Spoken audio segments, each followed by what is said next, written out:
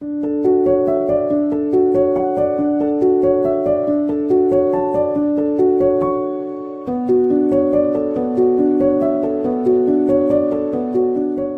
evening, everyone, and welcome here to our One Family Illinois Tim McCormick Community Center. We appreciate all of you for coming out. Those of our guests that are here in the room and our virtual guests as well. Can our virtual guests hear us? Okay. All right. So I want to welcome you to the Women and Leadership Series, Her Health, Our Village. I want you to know that we took great care and thought in thinking about what this year's theme should be. And there were a couple of individuals that kept saying, no, we need to talk about our mental and emotional health. We need to just do this. We need to talk about financial. We need to talk about eating right. And we said, let's just do it all. Let's change the series each week. So this is our month-long celebration and education and advocacy around women and leadership, and we're focusing on her health. So thank you for being here with us. And again, I'm Delphine Rankin. I am the CEO of One Family Illinois, and it's a pleasure to be here with you today. Just a little bit before we get started, because we have an amazing group of women who are very knowledgeable in their own field and in their various professions. And so we want you to be able to hear with them. But I would be remiss if I didn't tell you a little bit about One Family Illinois. We've been around 35 years. We just celebrated last year, 35 years. Yes. Most people would know of One Family Illinois, formerly SOS Children's Villages, as an organization that has a heavy focus on working with young people, particularly keeping siblings together while they're in foster care. A couple of years ago, we thought about the work that we do with our siblings and our biological families, and we said all of our kids leave here at some point. They return home to mom and dad, they're adopted or some other guardianship, or they're living with their relatives. But they're in the communities that we serve. We have 4 locations across the city of Chicago, including Lockport. And we wanted to be a good partner to those communities. And so we reached out to a couple of partners. We talked with the staff and others, and we realized that there was other work that we could do. So we expanded. And so now we are also a part of the community in those areas providing community services. So our work extends beyond foster care, providing emergency foster care, behavioral health services, housing support, and family stabilization programs. And we're very excited to be good partners to our communities and look forward to doing more work. So now I'm grateful to all of you, our guests here in person as well as virtually, to introduce to you a group of women who have made their own space. They brought their own chairs to every conversation to make sure, no, not literally, they didn't bring their own chairs, but that means that they're not being left out of the conversation. And so I want to take some time to introduce our panelists that we have here with us tonight. First, one of our very own who has been a colleague with us for the last maybe 4 years or so. I would like to introduce a well-respected leader whose work and insight with Spark Wellness, Chrysalis Foundation, and friends and family. I would like to welcome to the stage Dr. Vivian Moore.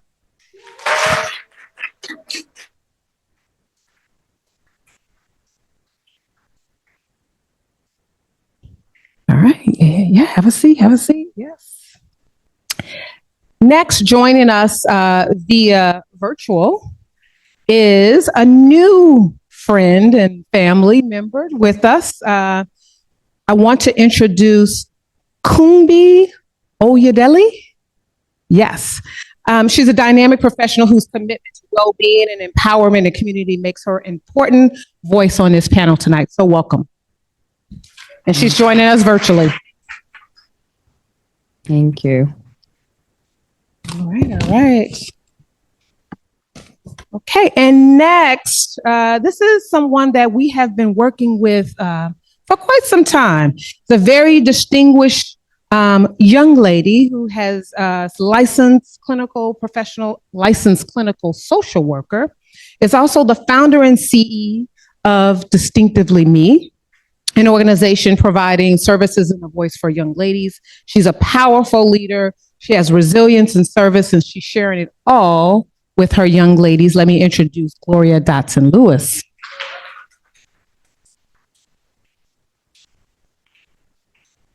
And next, we have a newer person to our family, and I hope this won't be the last time. This young lady was introduced to us by way of a newer friend as well, and she brings a wealth of experience and compassion and deep understandings for the importance of mental health and supporting individuals. And she has a very unique group of people that she provides those services to. So please welcome to the stage Ms. Carla Suber. Carla, is it Suber? Suber. All right. And to guide this night's discussion and open up our panel with the series of questions that we have, let me introduce to you our moderator for the evening, Dr. Christine Brown.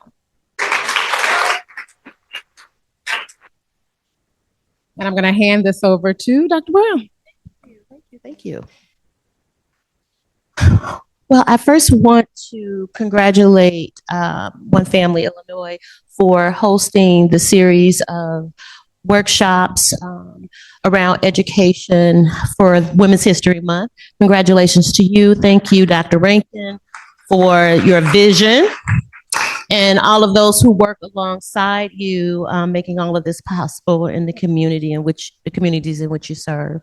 It is wonderful to see all of you who have joined on this evening as well. Thank you for being interested and having enough, inside of you to want to learn more information about what we have in store for you on this evening. Okay, and congratulations to all our panelists for showing up. They were all on time. I love people who show up on time, right? It's critical. It's important.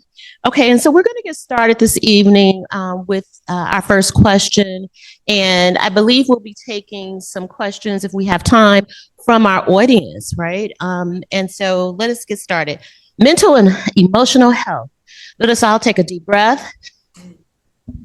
Ooh, and exhale like, ooh, so that we can all receive what we are going to hear on this evening. Our first question, and this question is open to any of the panelists. You feel free whenever you feel like, oh, this is me, I got this, right? Just jump right on in. So what societal, cultural, or economic pressures are uniquely impacting women's mental and emotional health at this moment? Who would like to start us off? Since I have the mic, I'll go ahead and get started. There we go. At this current moment, I would have to say the impact on the workforce with women right now.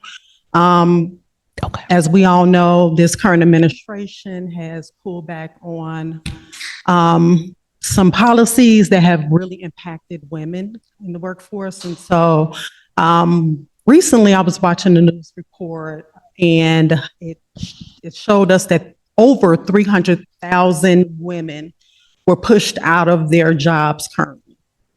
And over 300,000.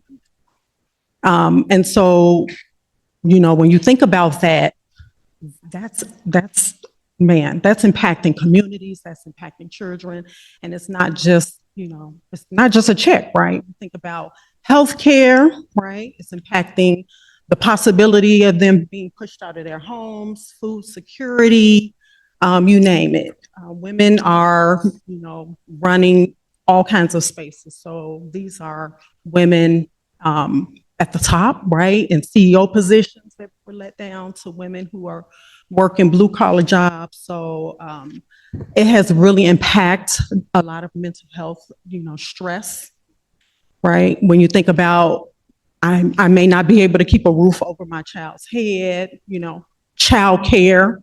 Some of them are also taking care of, mothers and fathers. So that's a lot of chronic stress that can lead to depression. It can lead to anxiety. So yeah, I would say the women in the workforce right now is greatly being impacted. Thank you for that reflection. The push out. Yes. I want to make sure that Dr. Coombe, can you hear us? Yes, but I can't see you, so I don't know. You can't see us. Okay. We can see you though. You are so beautiful on this evening. Thank you. Isn't she? Yes. Thank you. Okay. Yes, Dr. Moore, let's hear from you. You asked the question again. Oh, yes, because it is a question. Not loaded, but it's an important, critical question. What societal, cultural, and economic pressures are uniquely impacting women's mental and emotional health at this moment? That is a loaded question. And even across those three areas that you just said, the first thing comes to mind is how it is not okay for us to be okay. Like we as women in all roles, leadership, all capacities, have been groomed to believe and feel that we have to do all things and be all things and take care of everybody. That when we break down or when we need something, it's minimized, dismissed. It's not treated as important, something we could and should get over. I was just thinking about how you could be a single mother and you can have 2 kids and be told, and you feel as if, man, this is a lot. I'm struggling. These kids are a lot to deal with.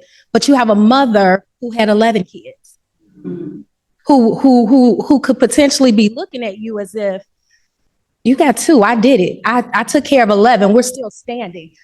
Pull your big girl drawers up, as they say, and suck it up and handle and push through what it is you need to push through. So I think across all those areas is the fact that we have to understand that it is okay to not be okay.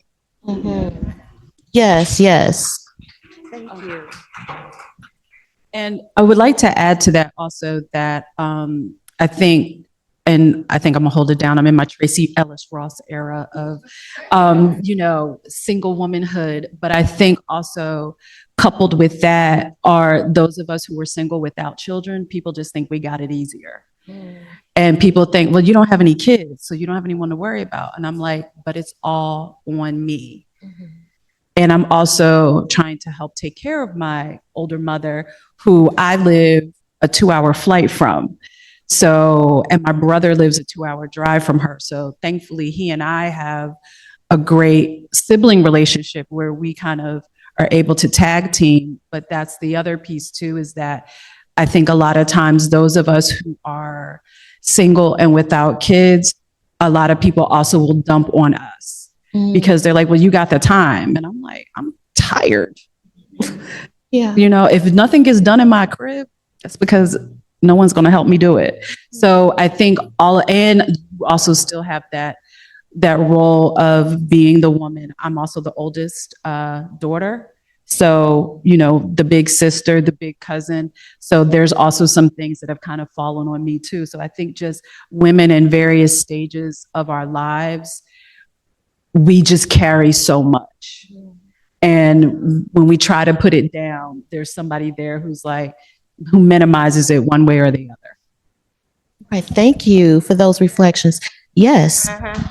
Yeah, because this raises a lot of things. It raises a lot of things. And even thinking about that, so culturally, we are saying from generation to generation, keep going, push through, you can get through this. From a societal perspective, though, we're saying the more you do, you can be rewarded. So you have the perspective that you get rewarded for burning yourself out, for killing yourself. So if I take on more, I work more hours, I do more things, I might get promoted, I might get acknowledged, but at what cost? So it really weighs on us as women, because you mentioned I have to go take care of somebody. I have to, even still, we're putting it on ourselves to be all things. I don't know, it's just in us. Thank you. And so our panelists thus far have shared with us the push out, the pull up, I gotta pull up and be present for other people. women are being pushed out of positions that they earned.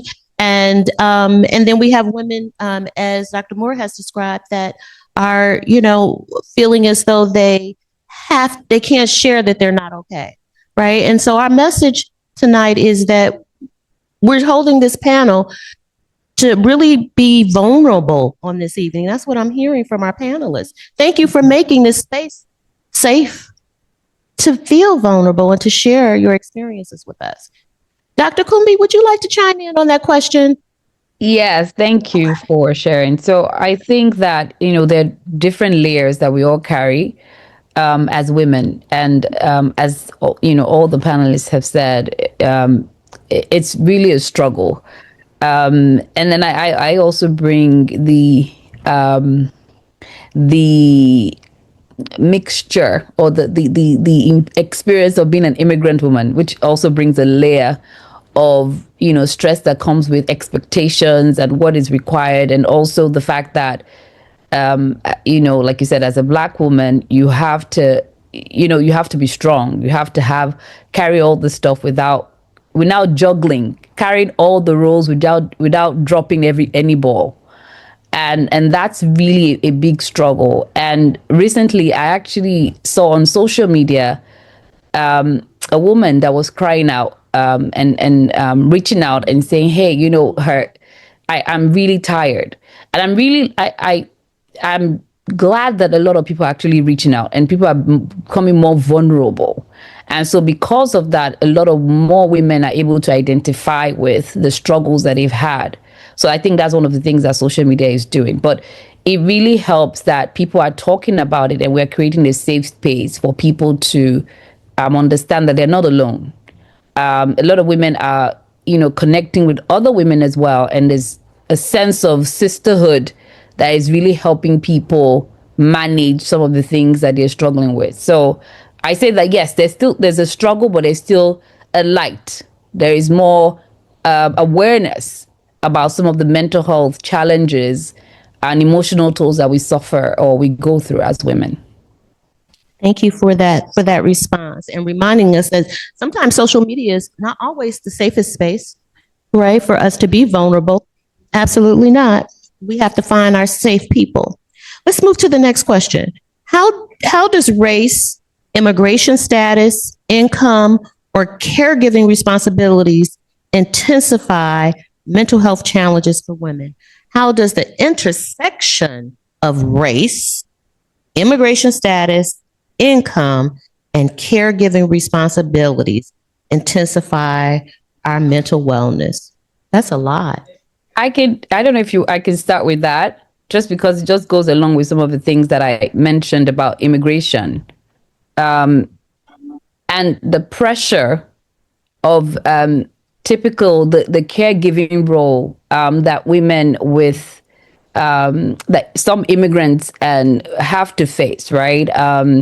It really is a burden. It's the I can speak for some, African women that immigrated and typically have to come into the society and have to do more because they have to take care of the kids and then also have to go to the work, right? There's been a lot of rise. I don't know. There's been a lot of news about women that typically Nigerian women that come into the United States as immigrants and then they go into nursing, and because their husbands want them to become providers in the home.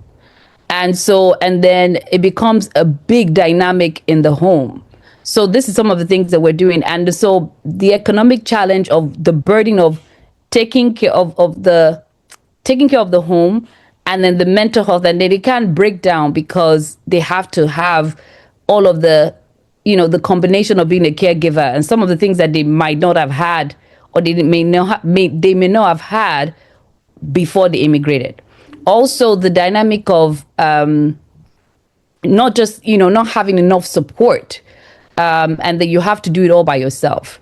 So those are some of the things that I have seen that a lot of challenges that some women go through as immigrants or have struggled, and which really affects or impacts their mental health? Right. The navigation of it all is so very difficult, right? The navigation, when we look at race and income and responsibilities, it's so much more difficult to navigate all those responsibilities. Absolutely. Yes. I'm going to add to that as I'm just looking around the room at all the beautiful faces here. At the heart of all of those things that you just mentioned, immigration status, financial, race, at the heart of that is sacrifice. We all have to sacrifice our mental health to make sure those things that we can push through, overcome, tackle.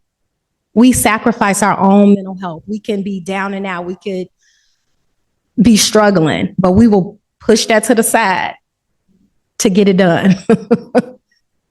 And it comes at a cost, ladies.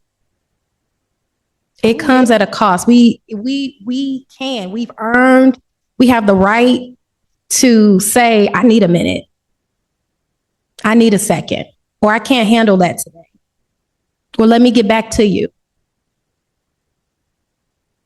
We don't handle ourselves first. What good are we to other people? We're running on fumes. In the middle of the night, that's when it happens, right? You can't sleep. All right. Yeah. I can totally resonate with this question. Just thinking back many years ago, being a single mother, raising 2 kids on my own, and living check to check, right? Living in a community that wasn't safe. The pressure of thinking about, are my kids going to make it to school safe? Just stress around that. Will next month I be able to buy them some new clothes? They're growing really fast. Having to choose between, hygiene products and, just having, like you said, sacrificing things and having to choose, what's most important. What do I prioritize? Why I am really struggling with this low paying job, but having to push through, unfortunately, because it's almost like, what's the alternative? Do I just throw it all away? But I do think, we do need to seek support now. It's so many resources now that we didn't have a long time ago. So much access to mental health care or community organizations that have spaces and places to go. So I think not just suffering in silence and trying to do it on our own and wearing these superwoman capes, right? But really seeking the support we need, because at the end of the day, like, Dr. Moore said, if we don't take care of ourselves, it's going to impact. If we have kids, families, our relationships, our work on the job, it's going to impact one way or the other. So it's only so long that we can suppress and push through. We're going to have to get the support we need. So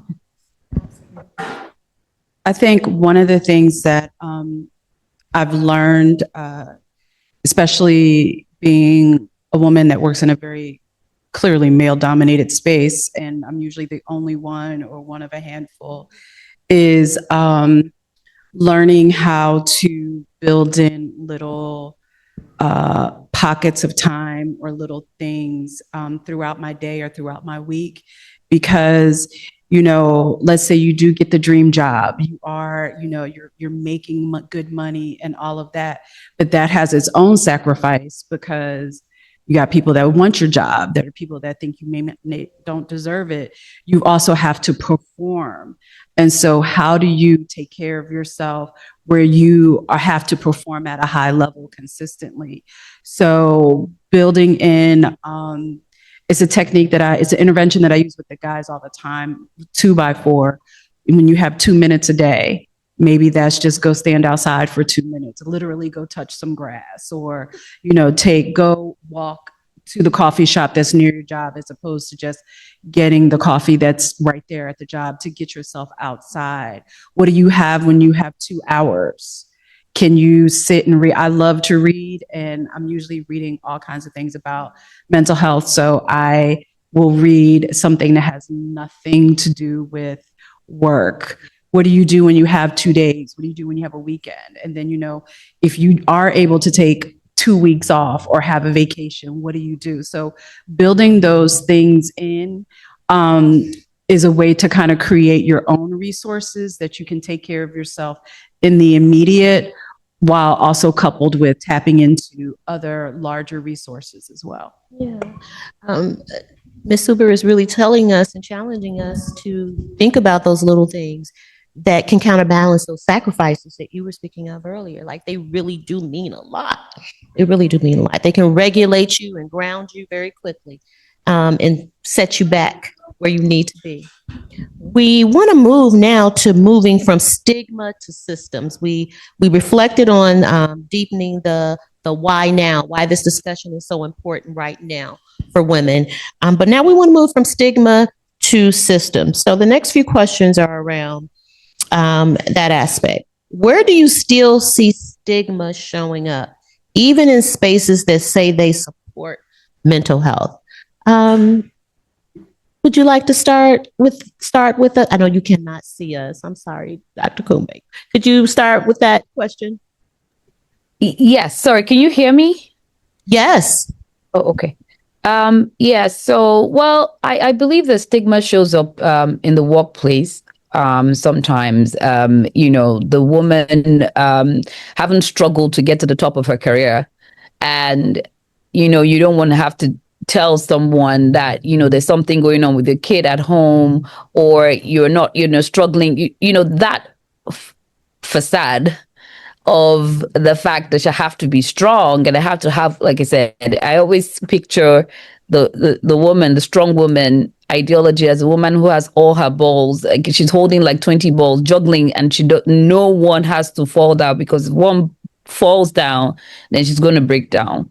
So it's that aspect. It really affects workplace, and it sometimes in our faith communities as well, because most women are typically spiritual, and so sometimes it's the inability to actually speak to our faith, to our faith leaders or in our faith communities, to be vulnerable, to share some of the challenges that we go through with our mental health, right? Because sometimes, we tend to, you're a Christian woman and it's okay, just put it out. You shouldn't even feel this way. So I think those are some of the workplace, and also sometimes in the faith community, that's some of the things that some ways that some of the stigma still shows up. Ooh, we could have a whole seminar on that piece right there, right? The stigma related to, witnessing and sharing who we are from a faith-based perspective. Thank you for reflecting. Would someone else like to respond to that question? I think there's also a stigma, and I'm trying to find the right way to say it, around time, in terms of how long it should take us to get over it. I feel like, when we do, and we do it to ourselves, but also other people in the workplace or whatever, it's like, well, you've been seeing this therapist, or you've been addressing this issue for 3 weeks. Shouldn't it be done? And it's like, well, it didn't take 3 weeks for me to get to this point. So I think there's also a stigma that externally and internally we put on ourselves in terms of how long it should take to get through something, or to be able to process and heal from something. Thank you for that reflection. I think that's the first time I've heard about internal stigma, right? Mm-hmm. Thank you. Yeah. Take too long. I also think about the stigma that's associated with needing mental health support. So, you are often seen as either weak or, you don't have it all together. So the stigma of needing support But then there's also a stigma associated with receiving support. So now I'm in services. I don't want anybody to know. I don't want to be judged. I don't want people to treat me differently. And from an employer perspective, we want ourselves and our staff to receive the support, and we offer it. But then there's that piece that says, well, if you use it, who's going to do the work? So and it could just be our minds playing tricks on us, because everything it has is two sides to a coin, and we have to really find that balance. And that's why talking about mental health early really helps us normalize some of the things that we are going through. We all know that, young kids wet the bed. It wouldn't be uncommon if I sat and, said to my colleague here, oh, I had a young child, she wet the bed. It'd be normal. Why can't I also say I have somebody who's struggling, who's dealing with anxiety, who's dealing with depression, and it not be seen as if something's wrong, you didn't parent correctly, or you're not showing your employees a certain thing. So those stigmas exist as well. Powerful. Yeah, I was just going to add that working with young girls, talking to them about healthcare now, talking to them about stress and anxiety and depression is super important, so that we can remove the stigma, right? And because some of them are struggling internally, and they don't have a name for some of the things they're going through, and they think they're going through it alone, right? And so we want to very early on remove that stigma, we give them safe spaces in schools and communities to talk about various things, so that we can normalize some of this for them, so that they can hear other girls are struggling with the same thing, so we can talk through it, so that we can give them tools to manage some of these emotions, give them names, right? So they don't think like, they're going crazy or it's only them, right? And so I think it's super important that we continue to start early, educating them about different mental health concerns that come out, stressors, things that they're going through, so that, by the time they get older, they know what to call it. They know how to manage it. They have the tools to work through it. Absolutely. Thank you. And just to do a quick survey of the room, who are the leaders here in this space who are like managers and supervisors and oversee other people in your workspaces? Right? Okay. All right. And so our panelists are up here educating us about what we can do. We can leave here tonight and take something back to our spaces, right? And do some things differently. I know I will. Thank you. Thank you for all of this. Our next question: what barriers prevent women from seeking or sustaining mental health support? Things like cost, time, cultural norms, access. What barriers have you witnessed or you have observed right now that prevent women from seeking mental health services? I'll start with that. We touched on it a little bit, but I think it's lack of education on what mental health is, what it looks like, what it feels like, how it shows up in various ways, right? I think a lot of people feel like they know what depression looks like, right? Oh, it's sadness, they're isolating, maybe, some people may be cutting, things like that, right? But there are, people who are called high functioning people who, walk around and you would never know that they are struggling with depression. They're showing up doing all the things at work, right? They are showing up for their kids. They're doing all the things, but inside they are struggling. They are suffering. They have no joy. So I think, educating people more on what mental health looks like, how it shows up. Sometimes it looks different based on gender. Sometimes boys are acting out fighting. Sometimes girls are, shutting down and isolating, So I think more education around what it looks like, what it feels like. A lot of people have, physiological impacts, right? Are they having headaches? Is it just a bad day, or has this been going on for a long time? When is it time to seek support, right? And I think knowing some of that, being educated around some of that, will help people to maybe check in with themselves more. Because I think people don't take time to do that. Women, we're just moving, we're just going, we're just providing and all the things. And we don't check in with ourselves at the end of the day. So I think we need to, whether it's the end of the day, the end of the week, we need to say, how am I doing today? How am I doing this week? What am I struggling with? Right? So, yeah, I think just that part of it for me. And learning to check in with each other. I know I'm the moderator, but I got to chime in every now and then. I say to people that not, in our world, not many people really care about Black women. And that what I find is that Black women do care about one another. I think they're like right there for each other. But sometimes they're shady too. We got to do a better job of checking in with one another. Okay.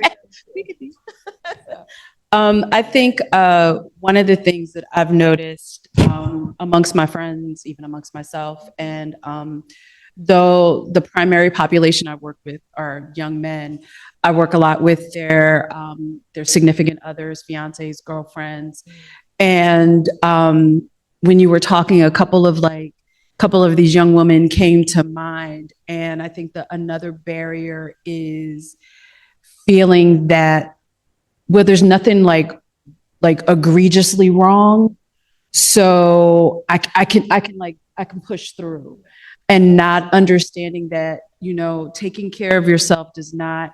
And again, I'm all about a facial, I'm all about nails, all of that, but it doesn't. When it comes to mental health, it doesn't always have to be a crisis. It doesn't have to be reactionary. It can be preventative. And getting ahead of it, because you haven't been feeling right you've been feeling a little off and not sure what it is. So trying to speak with them, especially as they're new moms, or they just moved here from wherever they were and they're trying to support their man. And I'm like, you can take care of you too. Like, he's good. You can focus on you. So I also think sometimes we as women struggle with recognizing that we can take these steps when it's not a crisis. We can take these steps when there's not something like really, really wrong. When we just need to work through something, or just need a place just to talk.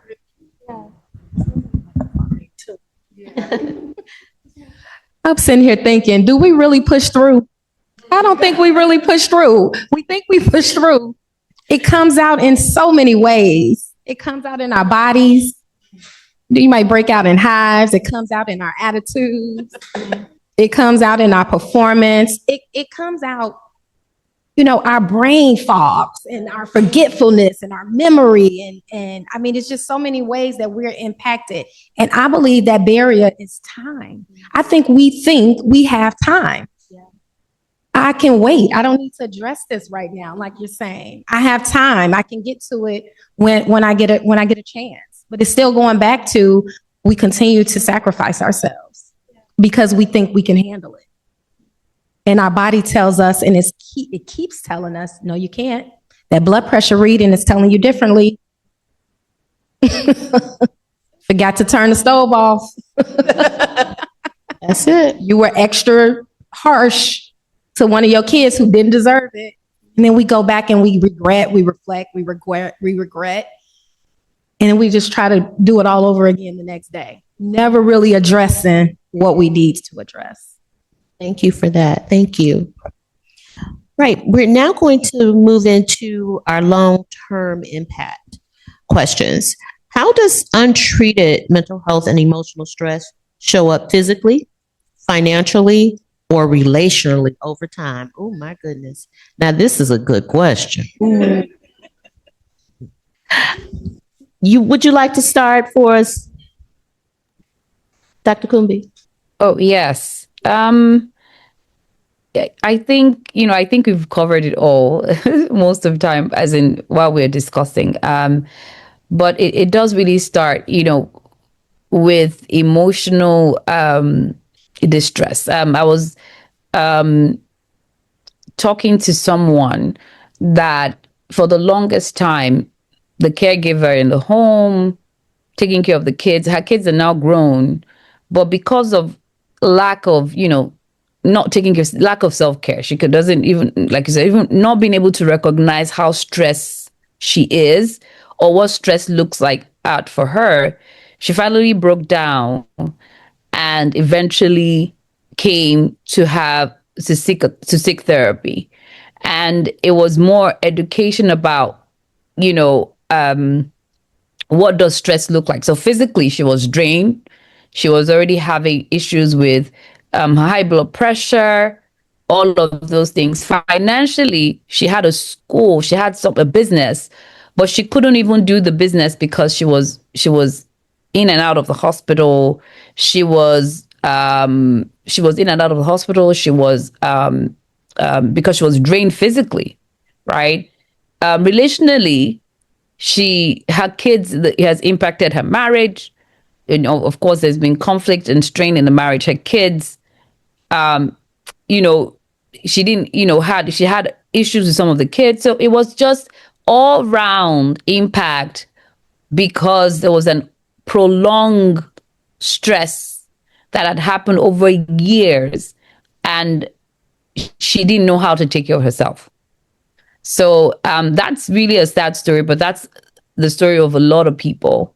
And that's something that's why we need to continue to have this discussion on how we need to learn to distress and how we need to take care of ourselves. That is a story of a lot of women. That is the story of a lot of Black women who have left this world way too early because of that chronic stress that was untreated and it impacting the body physically and the mind.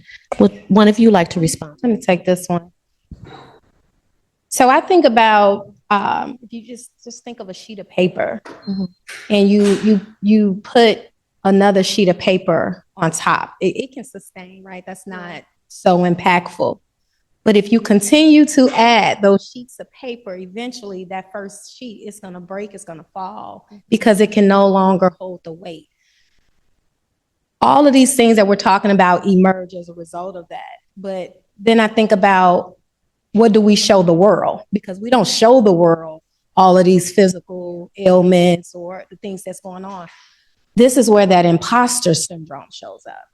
And so we become somebody who we're not, so that we can face the world and deal with our problems secretly in the home. We're not living authentically. We're not being true to ourselves. So once you start telling a story, a fib, you have to keep it going, which continues to break you down. It breaks you down even further. So when you don't deal with your stuff, that imposter shows up.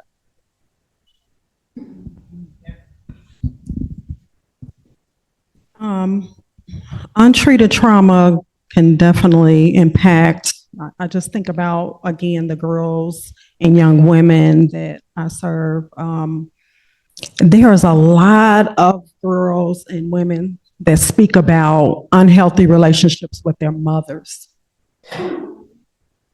I mean, so many times. And we know that a lot of the mothers are dealing with, trauma their own selves that they're bringing, and they're pretty much passing right down to their children unintentionally, right? It's not about blame, but they are showing up because, they don't know how to deal with the trauma. So they are showing up aggressive sometimes with their children. Sometimes it is abuse, emotional, mental, physical abuse sometimes.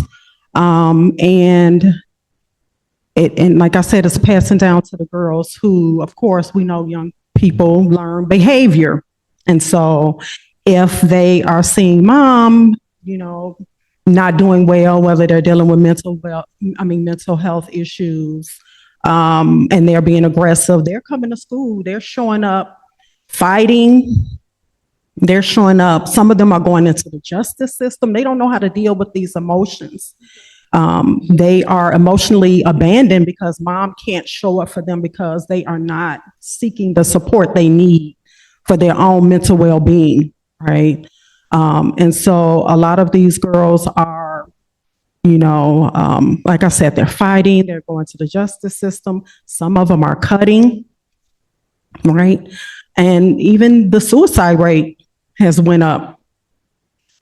And so when we do not seek support for ourselves, it's not just impacting us, it's impacting our children, our families, like we said, our marriages, right? And so we have to seek the support so that we can be better for ourselves and also better for the next generation. I think another way that it presents, especially when we're talking about adult women, is, people talk about retail therapy. Oh, I'm gonna just treat myself. But sometimes those behaviors become extremely detrimental because you're using that as a coping strategy. Eating, like some of the things that we kind of just take for granted that we do in our life, for some people, that's just how they're managing and coping. Oh, okay, I didn't mean to shut down the lights. Bring it down. So we're not moving. Okay.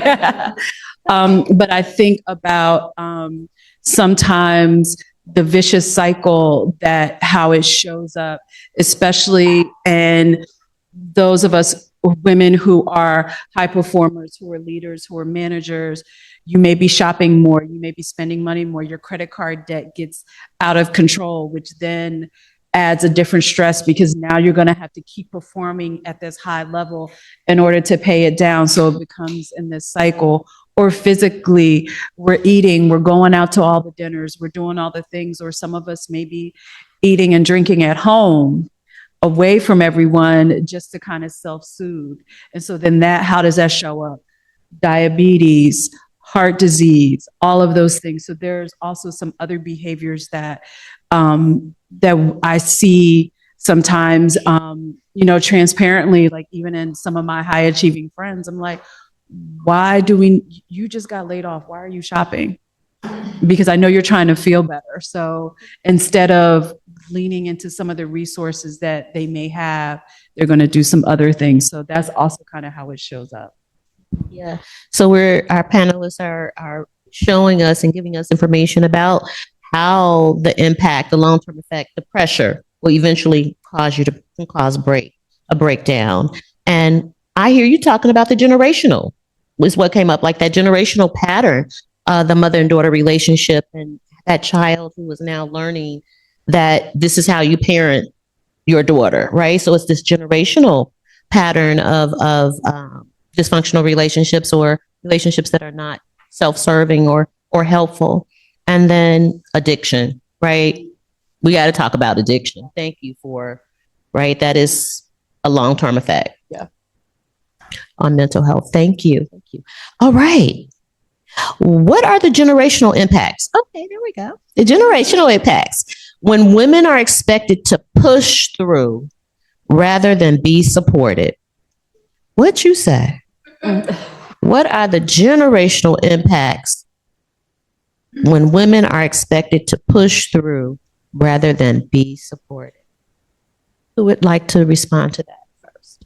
Okay, since I'm holding the mic, I guess. Okay. I think to your point, we don't know what younger women and girls are picking up from us. It's the old adage, do as I say, not as I do. But in actuality, we do what we see our mothers and aunts and grandmothers do. We don't always do what they say. At least I didn't. But it's interesting though, because, even looking at my own relationship with my mother and my aunts, and there are definitely some unhealthy things that I've picked up. But then also one of the things that I tease my mom about all the time. My mother was a school teacher, and when she would come home from work, because my dad wouldn't get home until about 6:37, my mom got home right around when we did. my mother would go to her room for like an hour. And like, unless I had knocked my brother unconscious, somebody was bleeding from somewhere that could not be covered with a Band-Aid, we were not to bother her. And I didn't know what she was doing then, but then she would come out of her room. She would have changed out of her work clothes. And then she'd be like, hey, y'all, what y'all want for dinner? Well, not what y'all want. This is what I'm making for dinner. And, you know, and everything. And it wasn't until I became an adult and I started working and I realized, oh, she needed that minute to decompress.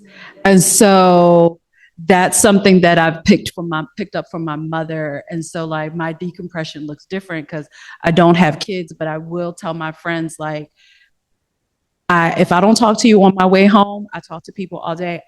Unless it's a crisis, I can't talk when I get home. Okay. Like I need some quiet because I work in a very loud environment all the time. And so I have my own decompression routine, but I think the point of all that is like those things that we watch our moms and grandmothers and aunts and even like some of our friends, some of those ways they take care of themselves is something that we can show young ladies.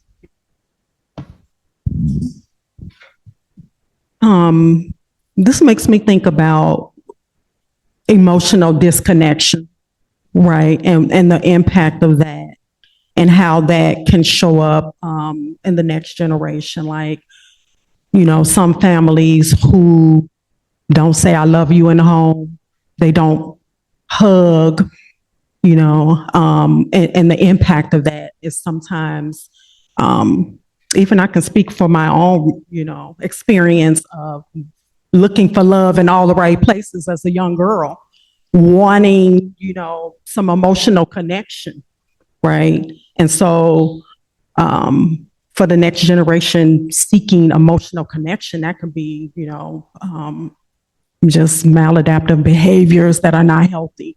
So it can be, you know, abusive relationships, right? It can be addiction to something. It could be something that is going to replace that emotional disconnection. So, and again, it's no, you know, not blaming anyone because a lot of times the mothers don't get it from their mothers, right? And they don't know how. And I can remember it feeling strange when we did start to hug. Later on, as we got older, it was like, oh, this is okay. Until it was so weird, but then we kept doing it.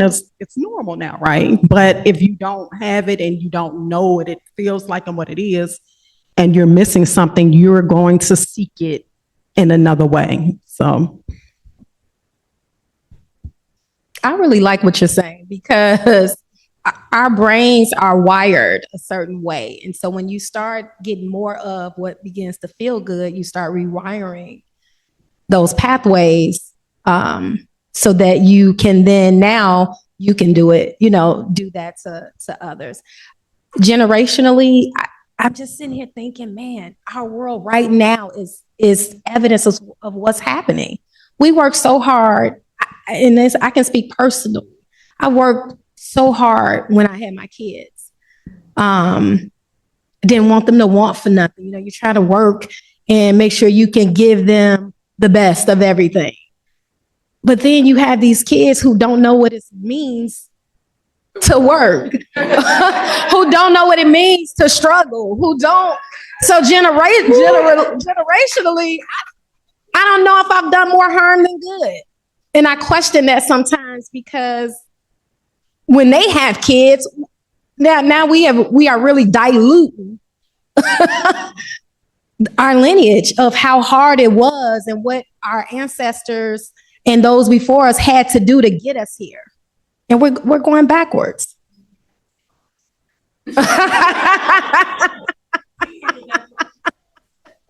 Now our kids are out of control, and that it takes a village concept is gone. Nobody can talk to my kids. You can't do this. You can't do that. Why not? I used to get hit by the school teacher. So I can't even say the word. That word right there. it can be the extreme of what your intentions are. So we have to find that balance. Thank you. Thank you. And thank you for your vulnerability. You all are really showing up and showing out on this evening. Let's give them a, you are, yes. Because that is what it takes. It takes the vulnerability. We need women who are going to show up authentically and give us the real deal. Because that's the time that we're in now. It's playtime is over.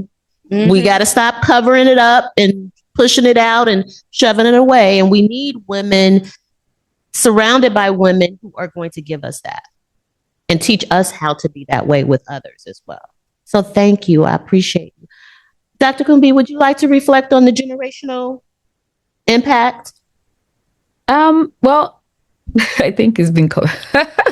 But I do think that the impact goes back to there is, like you said, us not learning self-regulation and being able to push through.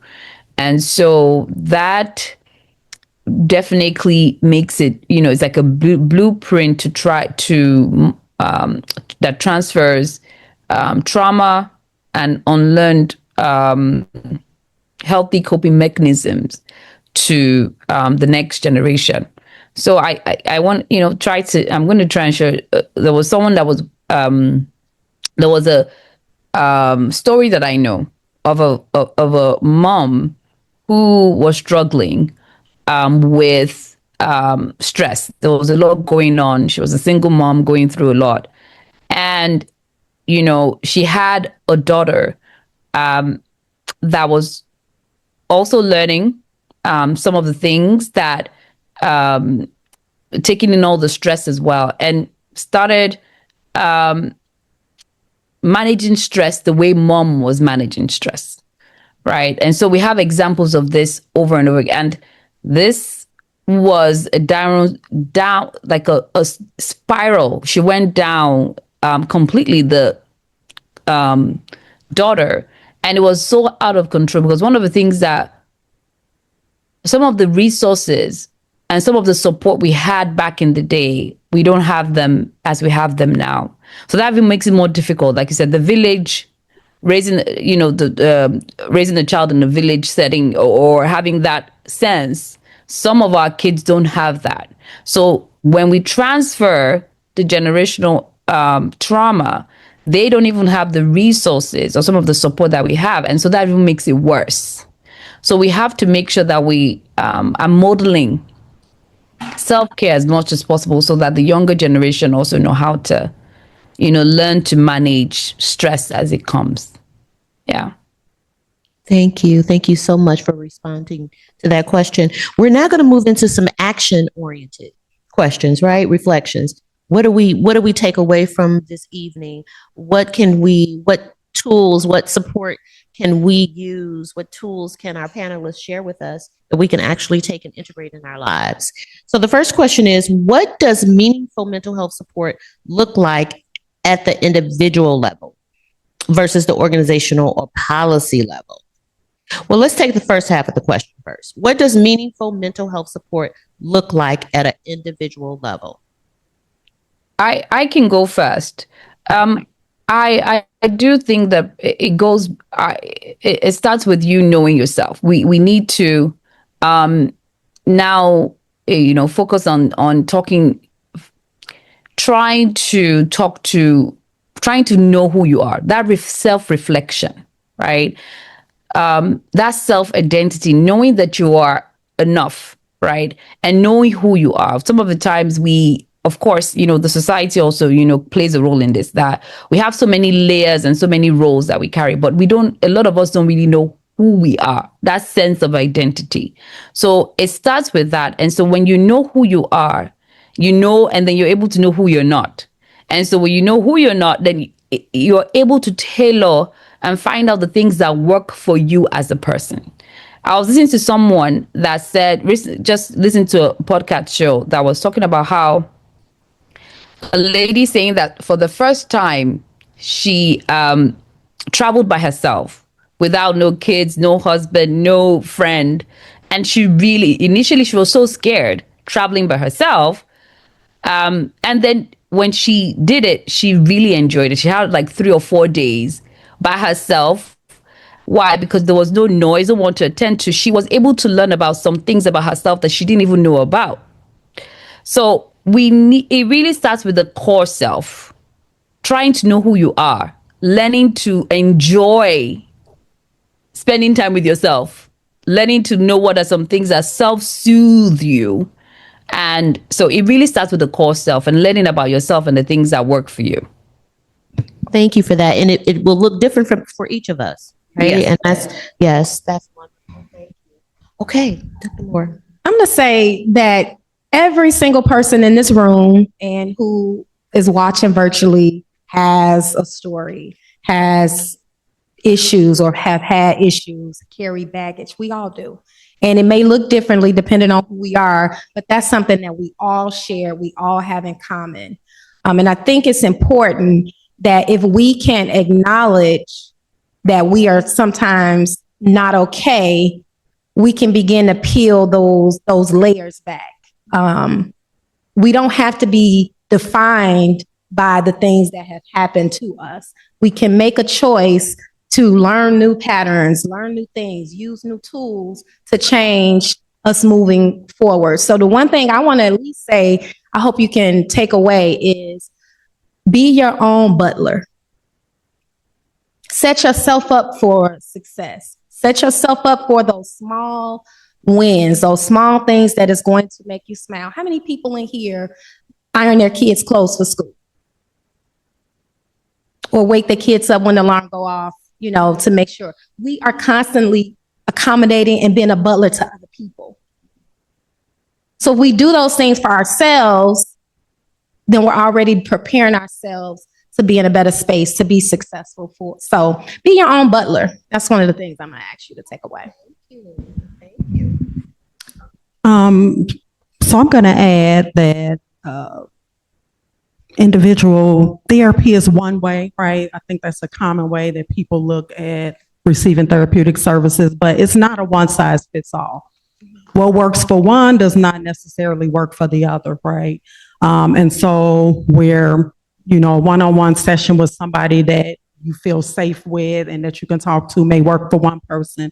Another may thrive in group therapy, right? Then there's peer groups, right? There is also community-based support, so that can be like monthly workshops.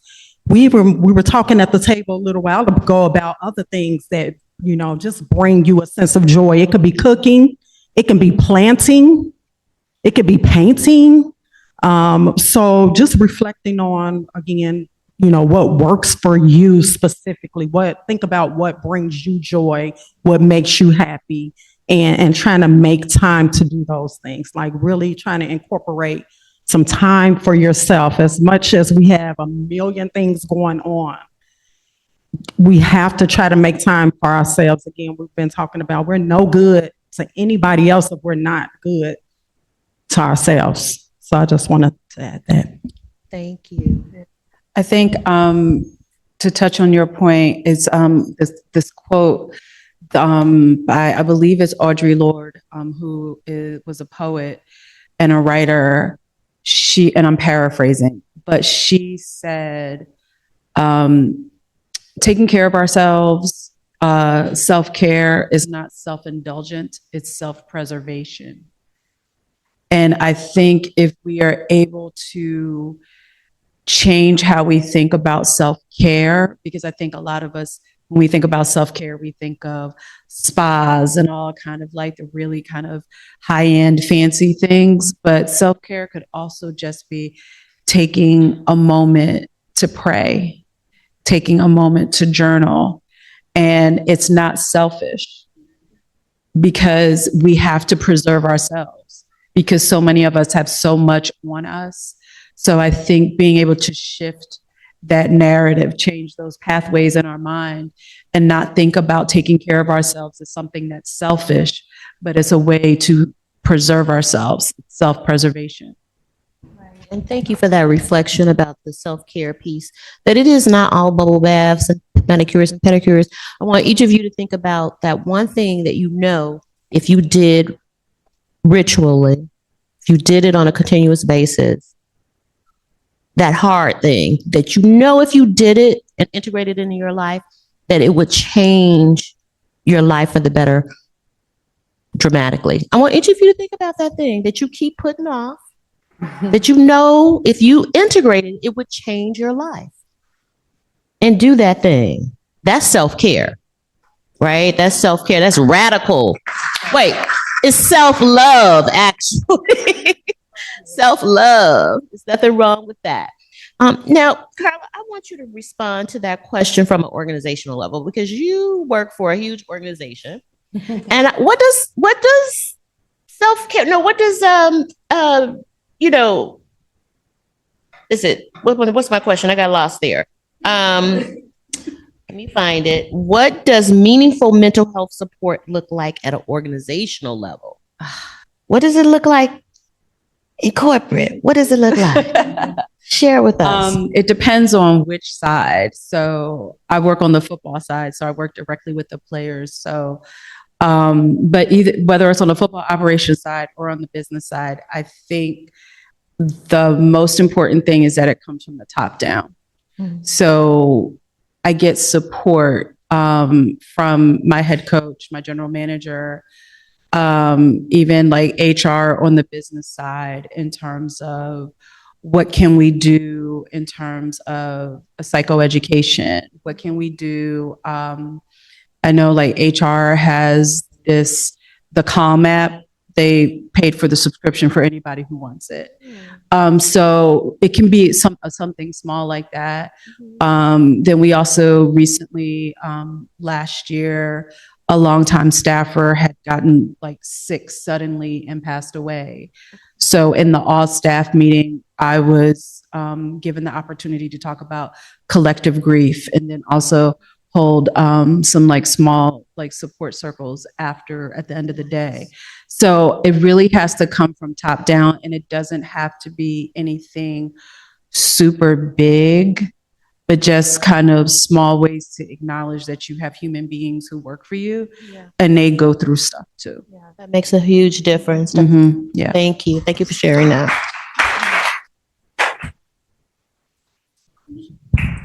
I just wanted to add, I feel it's important for organizations to think about how to balance productivity with well-being of their people, right? Because we get it as a business, work has to get done. But if you don't see about your people, how well are they doing on the job, right? How are they impacting your work anyway, right? And so I think some organizations maybe need to do periodic evaluations of burnout on the job. Maybe, get some feedback from staff members about how they are doing. Is the workload more than they can bear, right? Do they need to hire more people? I think they need to really think about a balance of productivity and the well-being of the people in order for, they can maybe stop some of the high turnover rates. When people feel cared about on the job, they show up. People are calling off. They taking their own mental health days when jobs are not giving them, right? So I think them really thinking about, what's best for the people and hearing from staff on what that looks like. And just along the same lines that these ladies are sharing here is being creative with some of the programming that's offered at organizations. Of course, you have to make sure that you walk a fine line because there are some other boundaries that can be crossed depending on what you're implementing. But some of the things that we've done at one of my organizations is, our team is very creative. They like to decorate the office and they like to do scavenger hunts and team building things. These are all feel good things because you spend more time at work than you do at home. And so you want to make sure that work environment is comfortable enough so that you can provide care. I am big on helping the people that help the people. And so, we do offer mental health days where if you just not feeling good, it has to be okay to not be okay. I pay attention to every single one of my employees. I can tell when they're having a bad day. I can look at them. So it's important to me to get to know who works for the company so that when they don't want to share, and they don't have to share, but I can tell and I can tap into that. People feel valued. They feel like you invested and you care. They will perform, even at their sacrifice sometimes. Not to say, go home, take the rest of the day. And then this last thing we thought about adding this year, and a lot of organizations may not be able to do it, is a spring break, an employee spring break. Ooh. So it wouldn't look like it does for our kids who get a week off, but it's a fun idea. And so in the capacity that we work, we have a registry of part-timers. Okay. How about those part-timers work 3 days so the team can be off for those 3 days? So I love that. It's funny because we have a coaches spring break. Coaches spring break is the last week of March. So the coaches are gone that last week of March. But also, I think for those of us who are in the room who are managers or who have people that report to us, we also have to model that. Because I will tell you that it's nothing like having a 6'6" football player come up to you and be like, ma'am, you're not yourself. What's going on? And I'm like, what you talking about? And they will tell me, they were like, you haven't been like yourself. Are you good? Do you need to take a little minute? And I'm like, wow. Okay. So it's also, we have to be able to model that. Love that. Thank you. Wow. Spring break at work. All right. Which is on the other side of the spectrum. I was listening to a podcast last week that was really exploring this dynamic of why successful women are working 60 and 70 hours a week. And they were talking about this internal fear that our jobs will be taken from us if we don't work that hard. But you're talking about something very different. That is awesome. Yeah. Yeah. Wow. Thank you for sharing that. Ooh, I'm going back to work and talk about some things. Oh, yes. Oh, yes. Okay, we have one more question, and I'm going to ask Dr. Kumbi to start this one off for us. What is one shift employers or community leaders could make today that would materially improve women's mental health? Dr. Moore already started us off with that. Dr. Kumbi, can you respond to that as well? Thank you. Yeah, I really was so excited about the spring break thing. I'm like, oh my goodness.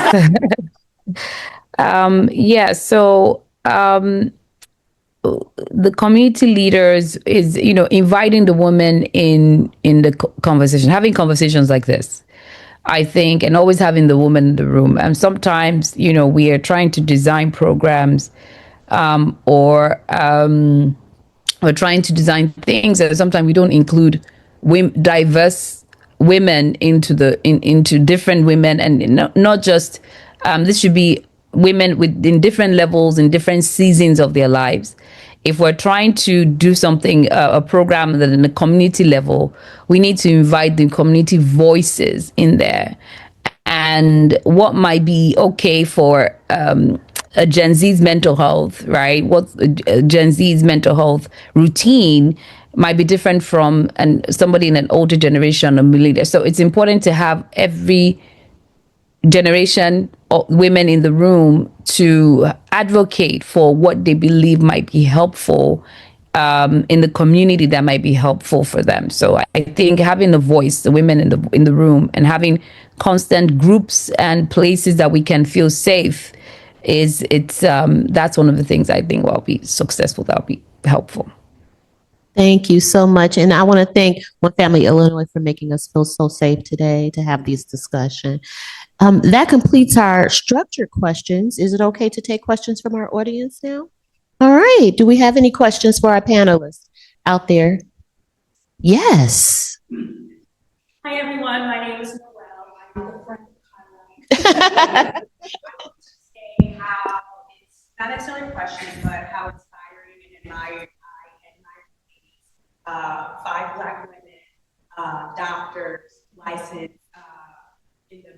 health and wellness space. Inspiring to see you all on stage, hear what you all have shared. Definitely downloading experience and continue to share and have be productive and in the community, but to be healthy personally as well. To show. I just thank you, and I'm so inspired. Thank you.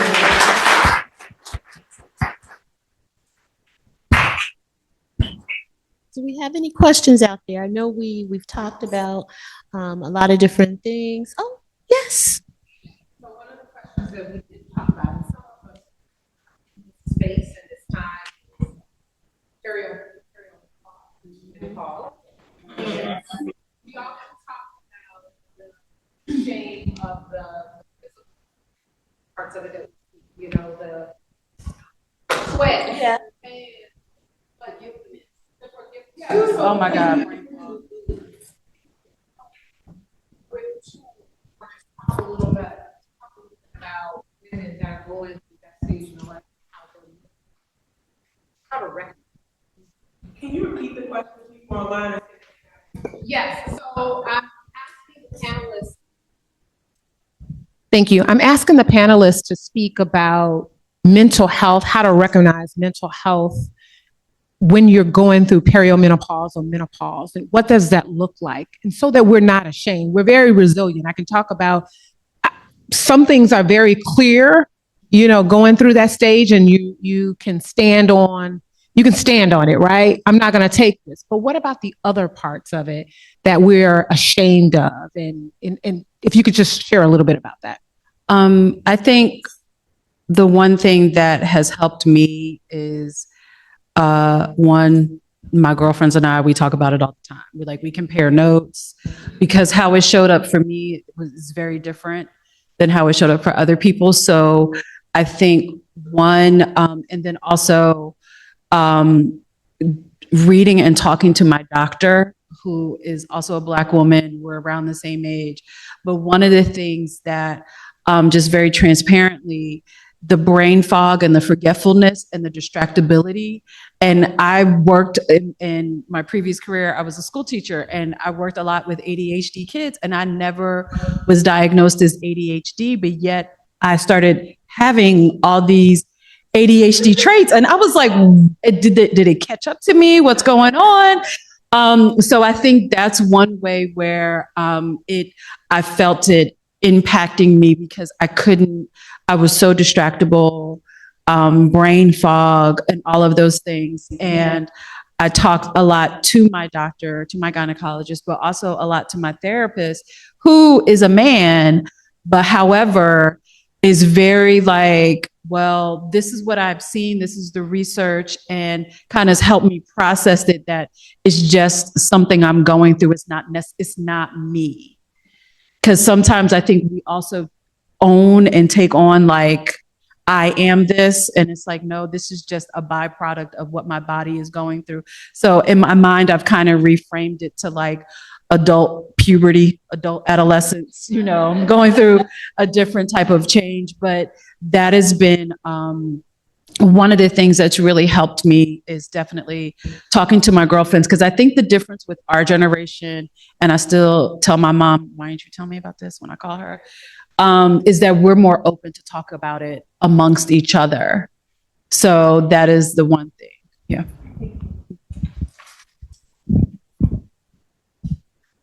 I think I'm going to add to that is that you have to give yourself some grace.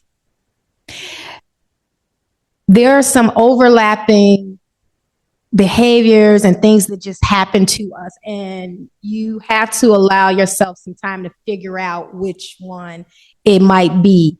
Perimenopause, depression, you know, just some of the things, some of the clinical diagnosis, it's hard to detect which is going on with you depending on where you are in life. But there are some biological factors, some behavioral or physical manifestations, lab work. There are some other things that need to occur before you can rule out what could potentially be going on. So I initially said, give yourself some grace to figure it out. I said, man, if somebody's coming to me for depression, I have to be cautious before I give them that diagnosis because they could be in perimenopause. And it can be situational or it can be, just this moment. And here I've labeled them as a result of that. So just taking the time to figure out what's really going on, continuing to see your primary care doctor first before we, look at it being something that's, but it all connects and it all impacts you. I don't have much to add to that. I think, like you said, I think more conversation around it is key. Normalizing it, getting support from other women who are going through it, and recognizing what those symptoms look like so that maybe, we can check ourselves. Because I know one of mine is irritability. And my husband be like, are you okay? The flashes get to you, so just kind of recognize it and being educated on it.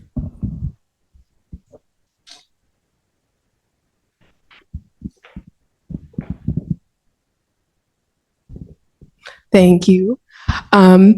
So I am the queen of making to-do lists, and I'm starting to convert those to love lists that include activities that I love to do and just trying to reframe it so that it doesn't become stressful. My question is, I know there are a lot of mental health resources. I think we all know that. Is there a way to gently remind staff of those, like in your organizations? Is there someone who's like, oh, this is online, or so it doesn't become something up, I got to get to this. And then it just they never get to it because they're like, I have too much stuff to do. I don't have time to check in or to look at this, YouTube video or to take a breath for that day. But I feel like if you can just touch one person or like have that one person look at that email or that message or whatever avenue you all use, if you do use it, then it would just be so helpful. And I know it won't help everyone, but in your organizations, is there a way that you all put your services or put resources out there, like on a weekly basis, in the meetings that you have? Like, do you recommend anything like that? Okay.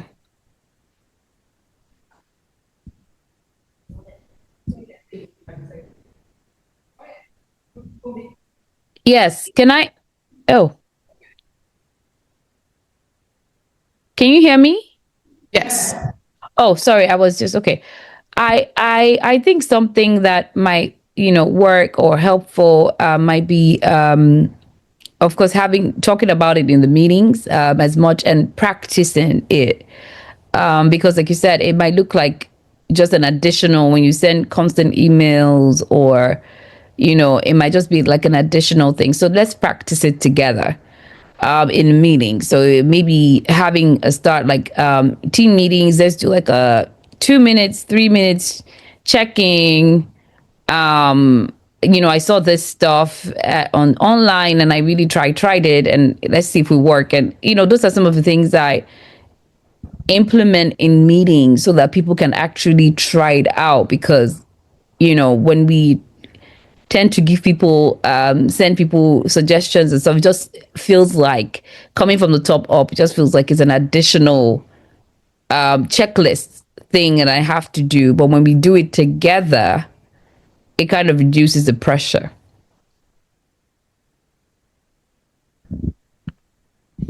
Any other questions?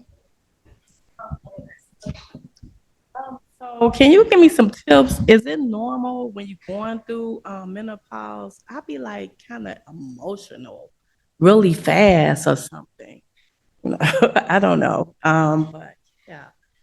Can you tell me, is that normal or am I going through? I like to shop and everything, but and it's not a good thing. But I don't be emotional when I'm shopping. Well,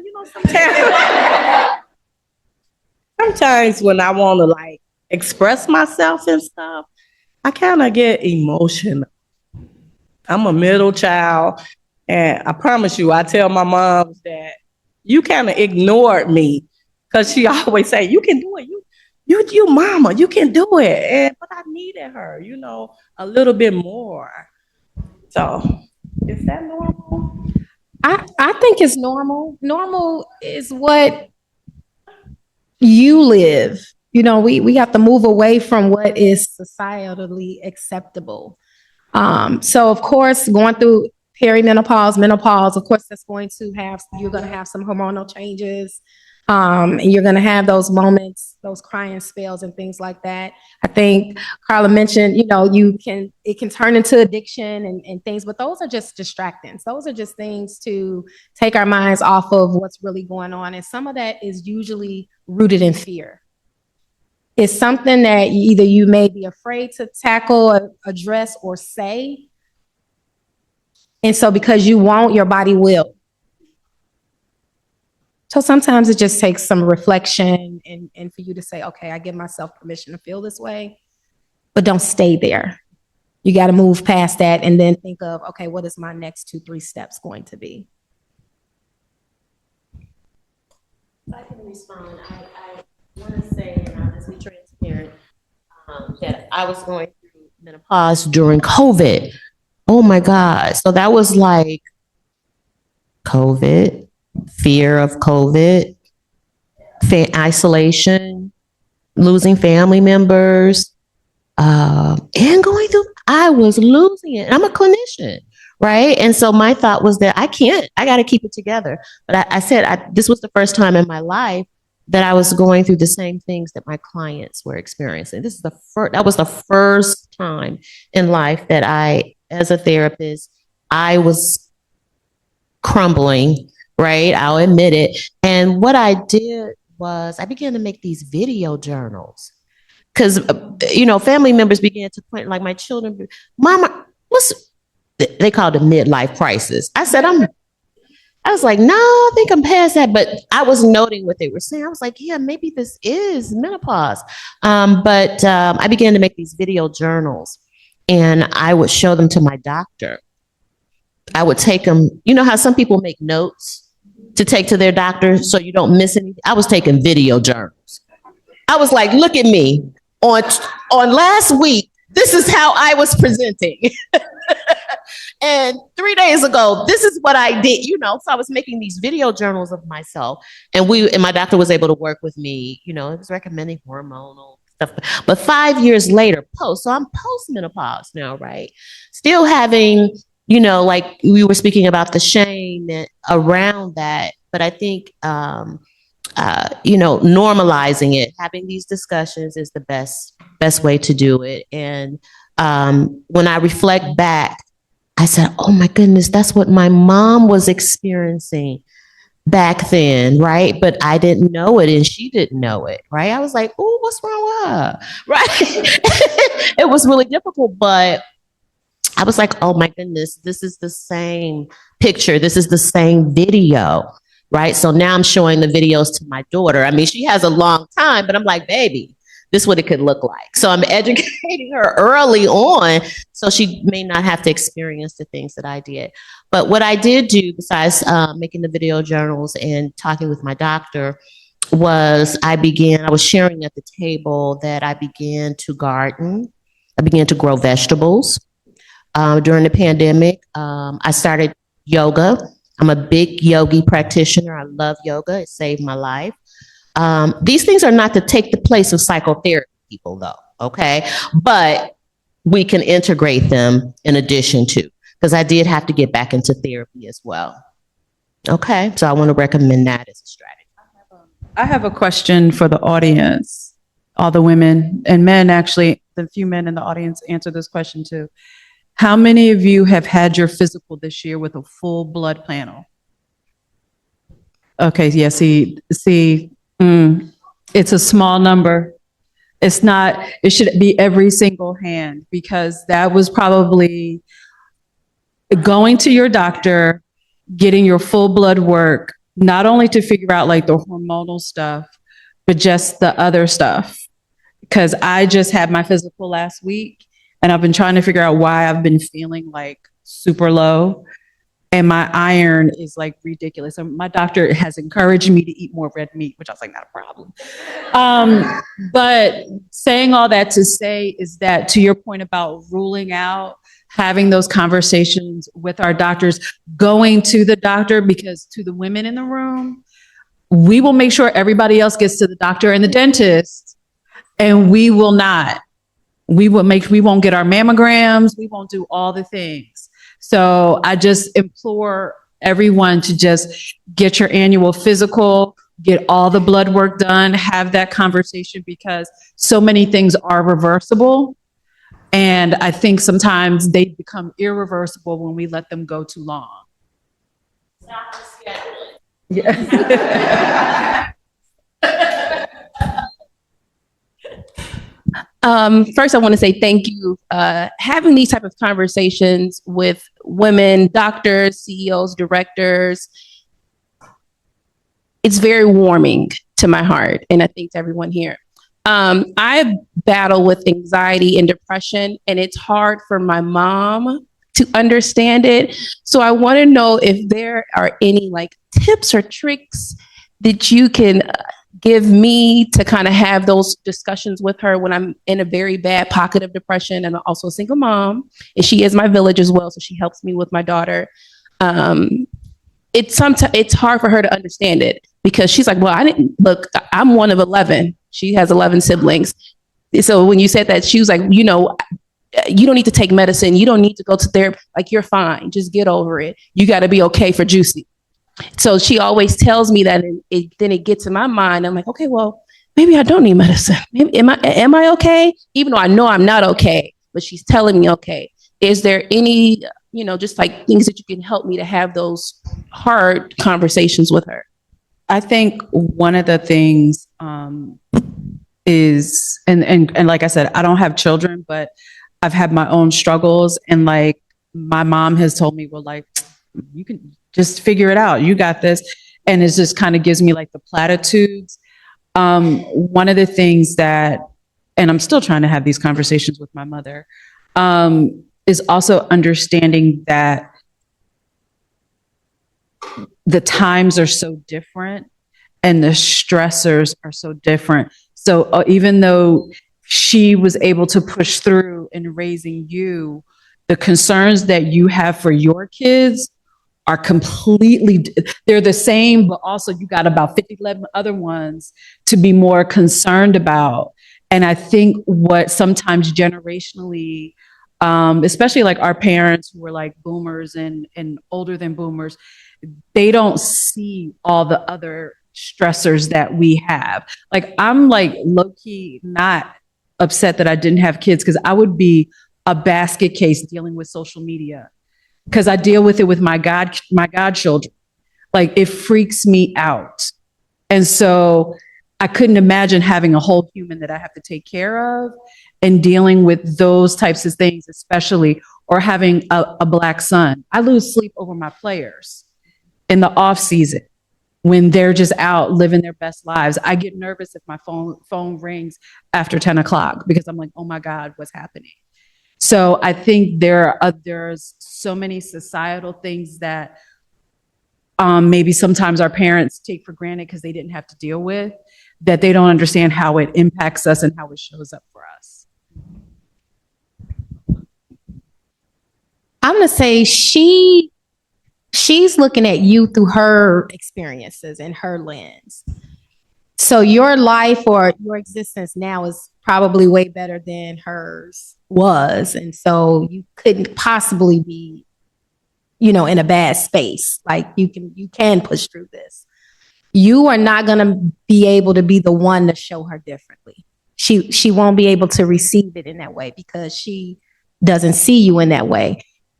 You're going to have to be very subtle. Maybe there may be a movie that mimics an experience that you had or how you feel, and allow her to see that in that movie, because most movies have messages, and there's some mental health components, and you know, if you're crying right along with the people because you're there with them, she has to experience it for you in order to see you as that. I really believe that that would be a route that you might have to take for her to really see it, for her to see you. She don't see you. Kumbi, do you have input? I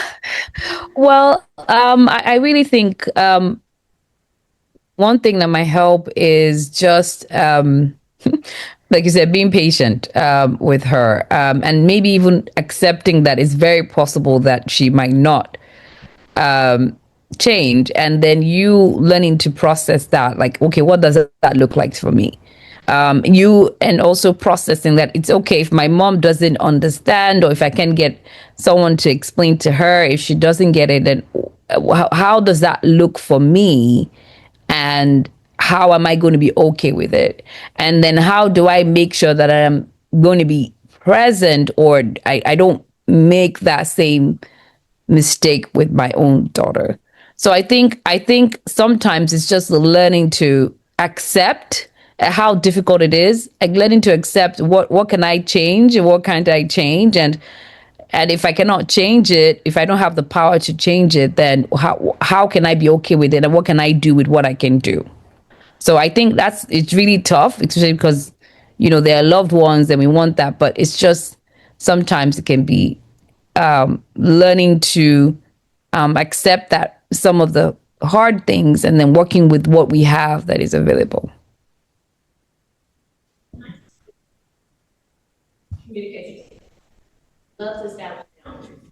So I can hear. Right. So what I'll say about that is that the next time you want to share with your mother your experience around depression or anxiety, something experienced, before you communicate what you want to say to her, tell her what you need from her. And it could go something like this. Mom, I want to share with you what happened with me last week. I had a hard time getting out of bed, or I wasn't able to really get my kid together, or whatever it is that you want to share. I want to share something with you. And what I need from you is, I don't want your feedback. I want a hug after I share with you. I want you to, just tell me that you love me. Tell her what you need from her.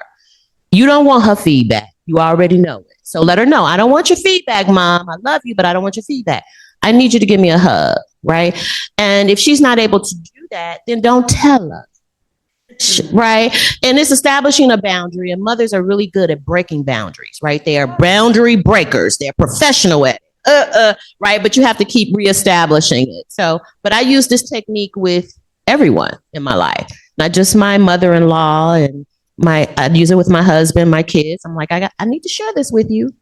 I have to share something really important, and this is what I need from you after I speak it. Now, if you're not able to give that, we'll table it for another time. I was just going to add, maybe give Mom some grace too, because as a mother, she may be taking it like, if something's wrong with you, then maybe I did something wrong. Right. And so if she can snap you out of it and you're okay, then she feels better about that. And then also the lack of knowledge and education around, anxiety and depression, her own self. But I was definitely, you were in my head, because I was thinking the same thing about, she's not going to take it from you, more than likely. She's going to have to see it from another angle. So, yeah. It's time. All right, it's time. Amazing. What did you think, guys? Let's give a round of applause for all of our panelists and our moderator. There are a couple of action steps that our panelists have shared with you today, and I think some have come to your own memory and thoughts that you're going to take with you. And I'm sorry, I block you, Carl. But there are a couple of good nuggets, right, that I got while I was sitting here today. And just so that we can all have some that we can take with us, let's call out a few, right? Thank you, Vivian. Spring break. Okay. I have a board member here, so when we take this back, she can witness this. What else do we have? What other nuggets? 2x4 rule. Mental health day. What else? Give yourself grace. I love that one. Be your own butler. Boundaries. Self-care. Intervention plan. Okay. It's okay to feel the way you feel. It's okay not to be okay. Know yourself. Any more? Say it again. I'm happy. Shanta, go see your doctor. I'm surprised Dr. Moore didn't say this because she usually says this all the time. You go see your primary and your OB-GYN every year. Go see your therapist. Do a mental health check-in. Yes, that's true. Yes. So again, I want to thank all of you for joining us here today, those that are in the room and those that have joined us virtually. Again, give our panelists and our moderator a round of applause. Yes, thank you so much. Excellent conversation, and it's just getting started. So if you enjoyed hearing this today, whether you're in this room physically on next week or you're on virtually, join us next week because we have another round. I don't know how we can top this, but we have another round of amazing panelists that happen to be women of color that will be talking about physical health. So all of those that didn't raise their hand about going to see their doctor, go see your doctor really quick. But again, thank you all very much. On behalf of One Family Illinois, we appreciate you and we pray that this was beneficial and you'll take what you've learned, you heard, and you'll do some check-ins with your sister brother. Okay? Thank you and have a good evening.